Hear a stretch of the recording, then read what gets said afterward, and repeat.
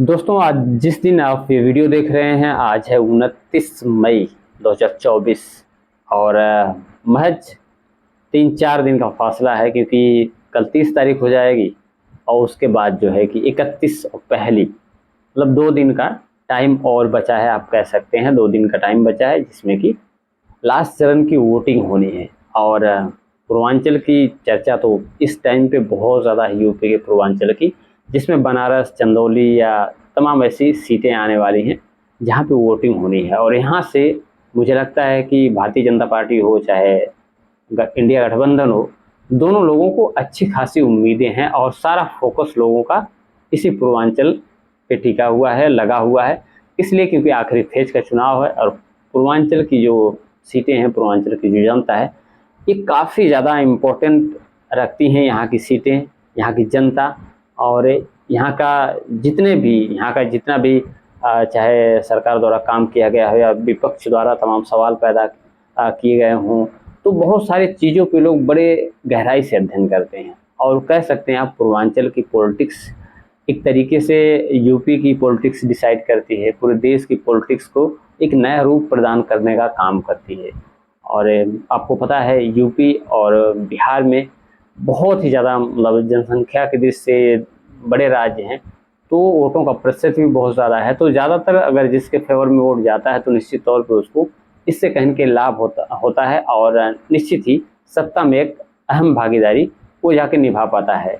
या ऐसा मैं नहीं कहता कि अकेले यूपी बिहार से सरकार बन जाती है या केंद्र सरकार के मतलब लीडर की चुनौती हो जाएगी, लेकिन ये है कि जितना ज़्यादा यूपी और बिहार में वोट है, खासकर यूपी की मैं अगर बात करूं तो यूपी में भी चुनाव बस पहली तारीख को होने, मतलब सारी जगह का जो भी चुनाव बचा है पहली तारीख को ख़त्म हो जाएगा। और पहली तारीख के बाद जो है, अब देखिए कि किसके पक्ष में लोगों ने मतदान किया, किसके पक्ष में नहीं किया।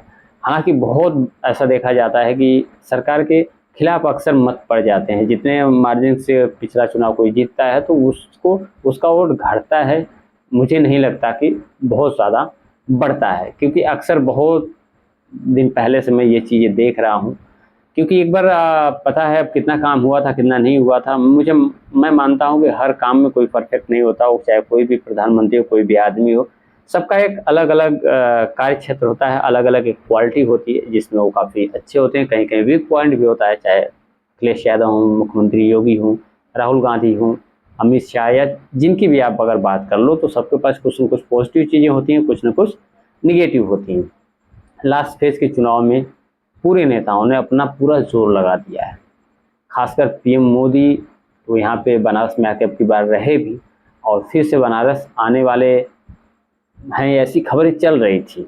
अब आने वाले टाइम में देखने को मिलेगा कि पीएम मोदी यहाँ पे आते हैं या नहीं आते हैं। लेकिन एक तरीके से पीएम मोदी जो पिछली सभाएं की, रैलियाँ की उन्होंने, और बनारस में रहे भी थे, 1-2 दिन या 3 दिन तक रहे भी थे, तो इसकी काफ़ी ज़्यादा चर्चा हुई थी।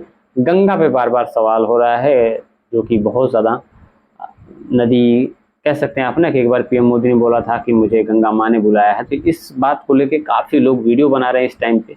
बनारस में जो नदियों की स्थिति है उसको लेके काफ़ी ज़्यादा वीडियो बना रहे हैं सोशल मीडिया पे, और उनका आरोप है कहीं न कहीं कि उतना ज़्यादा काम नहीं हुआ जितना ज़्यादा होना चाहिए था। अब देखिए बनारस की जनता किसको सपोर्ट करती है, किसको नहीं करती है। हालाँकि प्रधानमंत्री जी जब बनारस आते हैं तो बनारस के रंग में रंगे हुए नज़र आते हैं आपको। और लेकिन अब की बार इंडिया गठबंधन ने भी बहुत बड़ा दावा किया है कि बनारस की सीट जो है प्रधानमंत्री हारने जा रहे हैं। आप सोचो कि अगर ऐसा हुआ तो ये कितनी बड़ी ब्रेकिंग न्यूज़ है कि पीएम मोदी अगर चुनाव हार जाते हैं, तो एक प्रश्न चिन्ह भी होगा, क्योंकि पिछले 10 साल के कार्यकाल में लोग समीक्षा भी कर रहे हैं और मुझे लगता है कि उसी तरीके से पीएम मोदी को वोट भी मिलने वाला है। फिलहाल इंडिया गठबंधन ने भी अपनी पूरी ताकत झोंकी है। अब देखने वाली बात यह होगी कि पूर्वांचल की जो सीटें हैं जिन पे इलेक्शंस होना है, उसमें से ज़्यादातर सीटें किसके पाले में जाती हैं, और कहीं न कहीं यहाँ की जो सीटें जाएंगी, जिसके विपक्ष में जाएंगी, कहीं न कहीं एक बड़ा जो है मैसेज देंगी, एक बड़ा जो है परिवर्तन लाने का काम भी कर सकती हैं। फिलहाल आपकी राय क्या है, कमेंट सेक्शन में ज़रूर बताइएगा। पूर्वांचल में एनडीए हावी है या इंडिया गठबंधन, ये भी कमेंट सेक्शन में ज़रूर बताइएगा। मिलते हैं आपसे नेक्स्ट वीडियो में। जय हिंद।